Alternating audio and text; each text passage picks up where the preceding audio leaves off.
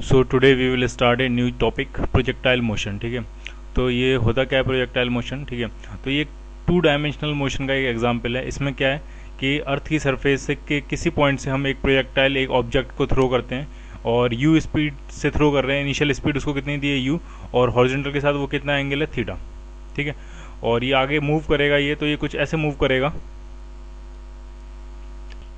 ठीक है, तो ये कुछ इस तरह से मूव करेगा। ठीक है, यहाँ से आपने फेंका है, यहाँ से आपने थ्रो किया इसको यू की स्पीड से एट एन एंगल थीटा, तो ये पहले ऊपर जाएगा एक सर्टेन हाइट तक और फिर ये वापस नीचे आके गिर जाएगा। ठीक है, तो इस तरह के मोशन को, ये जो मोशन है ये मोशन अंडर ग्रेविटी है। ठीक है, जैसे आपने इसको इनिशियल स्पीड दे के रिलीज कर दिया, अब जो कुछ भी जो इसके मोशन को गवर्न करेगा वो सिर्फ क्या होगी, ग्रेविटी। ठीक है, जो ग्रेविटी की वजह से एक्सेलरेशन ड्यू टू ग्रेविटी जो जी डाउनवर्ड्स होगा, ठीक है, वो इस मोशन को गवर्न करेगा।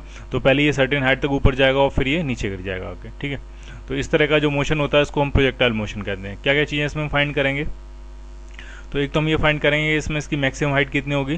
ठीक है, ये जो ग्राउंड से ये मैक्सिमम कितने ऊपर तक गया, ये maximum height H max find करेंगे, और इसकी रेंज फाइंड करेंगे कि इसने हॉरिजॉन्टल डिस्प्लेसमेंट कितना लिया। ठीक है, प्रोजेक्टाइल जो मोशन है वो 2 डायमेंशनल मोशन है। ठीक है, तो इसमें एक हॉरिजॉन्टल मोशन भी होगा, एक वर्टिकल मोशन भी होगा। ठीक है, तो इसमें हम वर्टिकल मोशन अलग कंसिडर करेंगे, इसका हॉरिजॉन्टल मोशन अलग कंसिडर करेंगे, और फिर दोनों को ओवरलैप करके नेट मोशन फाइंड करेंगे। ठीक है, तो इसमें अगर वर्टिकली आप देखो तो ये जो मैक्सिमम हाइट अटेंड करी ये फाइंड करना है एक तो आपको, दूसरा आपको ये हॉरिजॉन्टल डिस्प्लेसमेंट फाइंड करना है कि ये हॉरिजॉन्टल डिस्प्लेसमेंट कितना हुआ है यहाँ से लेकर यहाँ तक। ये जो हॉरिजॉन्टल डिस्प्लेसमेंट होगा इसको बोलेंगे हम रेंज, ये फाइंड करना है, और टाइम फाइंड करना है। ठीक है, यहाँ से लेकर यहाँ तक गिरने में जो टाइम होगा वो टाइम फाइंड करना है, इसको हम कहते हैं टाइम ऑफ फ्लाइट। ठीक है, तो एक चीज़ समझो जरा, इस वेलोसिटी के हम 2 कंपोनेंट्स ब्रेक कर सकते हैं। एक इसका हॉरिजॉन्टल कंपोनेंट होगा, ये वो हो जाएगा यू कॉस थीटा, और एक इसका वर्टिकल कंपोनेंट होगा तो ये हो जाएगा आपका यू साइन थीटा। ठीक है, इसमें हम क्या करेंगे, इसमें हम हॉरिजॉन्टल मोशन भी देखेंगे और वर्टिकल मोशन भी देखेंगे। ठीक है, तो वर्टिकल मोशन कैसे ऑब्जर्व करेंगे वो आप समझो। वर्टिकल मोशन हम कुछ ऐसे ऑब्जर्व करेंगे, हम क्या करेंगे, हम यहाँ पे एक स्क्रीन लगाएंगे। ठीक है, कैसे ऑब्जर्व करना है वो आप देखो, यहाँ पे हम क्या लगाएंगे, एक स्क्रीन, और यहाँ से हम क्या भेजेंगे, लाइट रेज।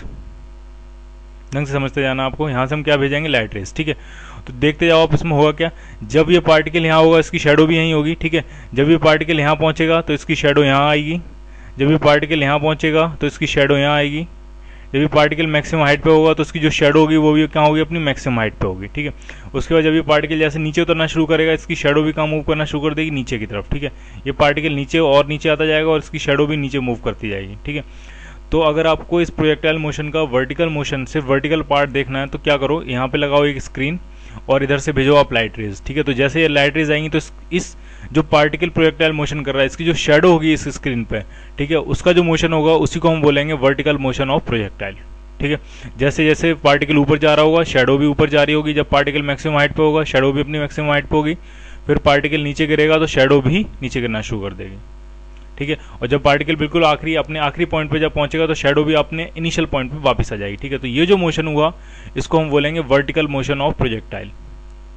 ठीक है, वो उसको हम क्या बोलेंगे, वर्टिकल मोशन ऑफ प्रोजेक्टाइल। वो हुआ कैसे एग्जैक्टली, वो यहाँ से शेडो गई होगी ऊपर और ऐसे ऊपर जाके और फिर ये वापस उसी पॉइंट पे आ जाती है। ठीक है, ये जो मोशन था ये क्या था आपका, vertical motion of projectile. Clear. ठीक है, हॉरिजॉन्टल मोशन देखने के लिए क्या करेंगे हम, हॉरिजॉन्टल मोशन देखने के लिए ग्राउंड पे हम क्या लगाएंगे, स्क्रीन। ठीक है, ग्राउंड पे हम क्या लगाएंगे, स्क्रीन, और अब जो लाइट रेज हैं इनको ऊपर से भेजेंगे, ये आपकी लाइट रेज। तो अब जो प्रोजेक्टाइल मोशन की, जो प्रोजेक्टाइल कर रहा है पार्टिकल, इसकी जो शेडो होगी वो ग्राउंड पे कैसा मोशन परफॉर्म करेगी, हॉरिजॉन्टल मोशन। ठीक है, जब पार्टिकल यहाँ होगा शेडो भी यहीं होगी, जब पार्टिकल यहाँ पहुंचेगा तो उसकी शेडो यहाँ होगी, जब पार्टिकल यहाँ पहुंचेगा तो उसकी शेडो यहाँ होगी, जब पार्टिकल मैक्सिमम हाइट पे होगा तो शेडो यहाँ होगी अपनी मिड में, जब पार्टिकल यहाँ पहुंचेगा तो शेडो यहाँ पहुंच जाएगी, पार्टिकल यहाँ पहुंचेगा शेडो यहाँ पहुंच जाएगी, पार्टिकल यहाँ होगा शेडो यहाँ होगी। ठीक है, पार्टिकल ऐसे मोशन कर रहा है, प्रोजेक्टाइल मोशन ऊपर जा रहा है फिर नीचे आ रहा है और शेडो हॉरिजॉन्टली मूव करती जाएगी। ठीक है, तो इस शेडो का जो मूवमेंट होगा इसको हम बोलेंगे हॉरिजॉन्टल मोशन ऑफ प्रोजेक्टाइल। यहाँ पे जो वर्टिकल, इस स्क्रीन पे जो शेडो का मूवमेंट होगा उसको बोलेंगे हम vertical motion of projectile. Clear. ठीक है, तो सबसे पहले इसका वर्टिकल मोशन कंसीडर करते हैं। ठीक है, तो हमें क्या क्या फाइंड करना है, हमें इसकी मैक्सिमम हाइट फाइंड करनी है, टाइम ऑफ फ्लाइट फाइंड करनी है और रेंज फाइंड करनी है। ठीक है, तो मैक्सिमम हाइट और टाइम ऑफ फ्लाइट ये हम फाइंड करेंगे वर्टिकल मोशन की हेल्प से, और जो रेंज फाइंड करेंगे वो हम फाइंड, सिंस रेंज जो है वो हॉरिजॉन्टल डिस्प्लेसमेंट है, तो रेंज फाइंड करेंगे हम हॉरिजॉन्टल मोशन की हेल्प से। ठीक है, तो सबसे पहले डिस्कस करेंगे वर्टिकल मोशन। ठीक है, वर्टिकल मोशन। ठीक है, तो वर्टिकल मोशन अगर आप देखोगे तो शेडो का मूवमेंट देखना है, तो शेडो यहाँ से स्टार्ट करेगी। इनिशियल कितनी स्पीड होगी शेडो की, तो शेडो के पास जो स्पीड होगी वो इसकी वर्टिकल वेलोसिटी होगी, तो वो कितनी है यू साइन थीटा। ठीक है, शेडो के पास जो स्पीड होगी वो कितनी होगी यू साइन थीटा, और शेडो जाएगी मैक्सिमम हाइट तक और फिर ये वापस नीचे आ जाएगी। ठीक है, तो सबसे पहले अगर आप मैक्सिमम हाइट फाइंड करनी है, तो जब शेडो अपने मैक्सिमम हाइट पे होगी तो एक मोमेंट के लिए कहाँ आएगी वो रेस्ट में। ठीक है, एक मोमेंट के लिए कहाँ आएगी रेस्ट में, और फिर ये वापस नीचे ड्रॉप होगी। ठीक है, तो हमें ये फाइंड करना है मैक्सिमम हाइट कितनी है, तो इनिशियल स्पीड कितनी है you sine theta, final speed कितनी है 0, और एसलेशन कितना होगा जी डाउनवर्ड्स, और मैक्सिमम हाइट फाइंड करनी है। तो थर्ड इक्वेशन लगाते हैं। थर्ड इक्वेशन क्या होती है, v square is equal to u square plus 2as। Final velocity का स्क्वायर कितना हो जाएगा 0, इनिशियल वेलोसिटी का स्क्वायर तो यू साइन थीटा है, उसका स्क्वायर करेंगे तो ये हो जाएगा u square sine square theta. Clear, plus 2as। ठीक है, अब एसलेशन और डिस्प्लेसमेंट दोनों अपोजिट डायरेक्शन में, डिस्प्लेसमेंट अपवर्ड डायरेक्शन में, एसलेशन डाउनवर्ड डायरेक्शन में, तो इस प्लस की जगह यहाँ पे क्या लगाएंगे हम माइनस। ठीक है, तो प्लस 2as नहीं लिखेंगे, इस यहाँ पे लिखेंगे हम माइनस 2as। माइनस 2a कितना है g, और s कितना है, तो वो मैक्सिमम हाइट है जो वो अटेन करेगा। ठीक है,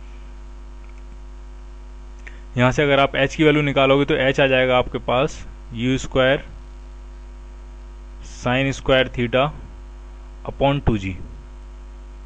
ठीक है, h कितना आ गया आपके पास u square sine square theta upon 2g, तो ये हो गई आपकी मैक्सिमम हाइट।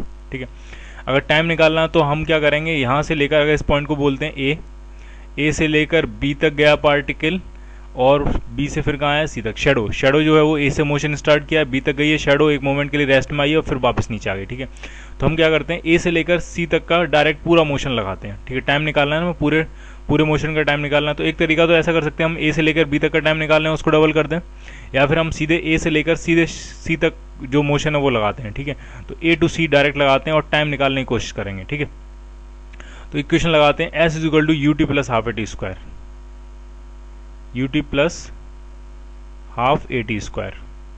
ठीक है, तो ढंग से देखते जाना है। डिस्प्लेसमेंट कितना हुआ है ढंग से देखना आपको, जब ये a से लेकर b तक गया है पार्टिकल शेडो, और b से फिर वापस ये c पे आ गई है, तो डिस्प्लेसमेंट कितना हुआ उसका 0, क्योंकि जो इनिशियल पॉइंट है वही क्या हो गया इसका फाइनल पॉइंट, तो ये डिस्प्लेसमेंट कितना हो गया 0। ठीक है, इनिशियल स्पीड कितनी है, तो वो है you sine theta into time of flight मान लिया कितना है t, और एसलेशन माइनस लिखते हैं, minus half G T square लिखते हैं, क्योंकि एसलेशन डाउनवर्ड डायरेक्शन में और मूव कर रहा है वो अपवर्ड डायरेक्शन में, तो एसलेशन हो जाएगा minus half G T square. ठीक है, तो इसको थोड़ा और सॉल्व कर लेते हैं। हाफ जी टी स्क्वायर इस तरफ आ जाएगा आपका, और उस तरफ बचेगा you sine theta into T.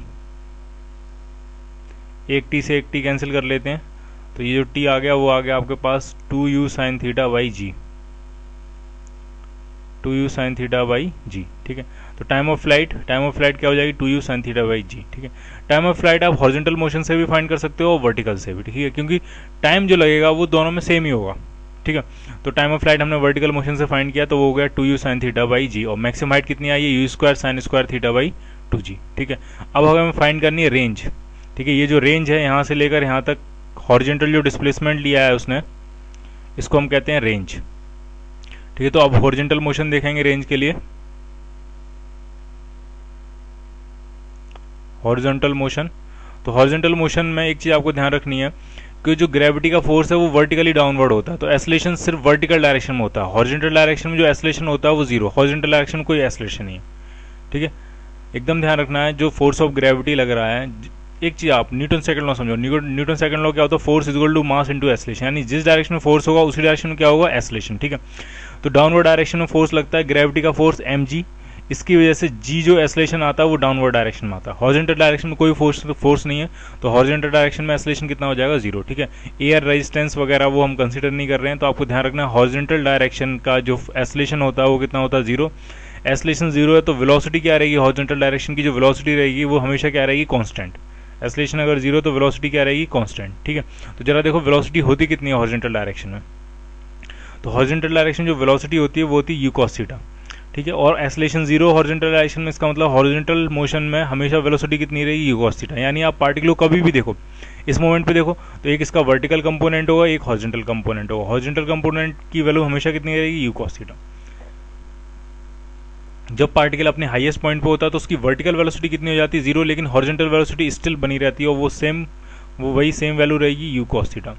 जब पार्टिकल नीचे आ रहा होता है तो वर्टिकल वेलोसिटी डाउनवर्ड डायरेक्शन में आनी शुरू हो जाती है, हॉरिजॉन्टल अपनी उसी डायरेक्शन में रहती है और वैल्यू भी वही रहती है, u cos थीटा। ठीक है। तो आप किसी भी मूवमेंट पे देखोगे हर जगह जो हॉरिजॉन्टल वेलोसिटी आपको मिलेगी वो हमेशा कितनी मिलेगी, u cos theta. Vertical velocity time के साथ चेंज करती है, पहले वर्टिकल वेलोसिटी डिक्रीज करते करते कितनी हो जाती है, जीरो, और फिर उसके बाद इंक्रीज करती है, लेकिन कौन सी डायरेक्शन में, डाउनवर्ड डायरेक्शन में।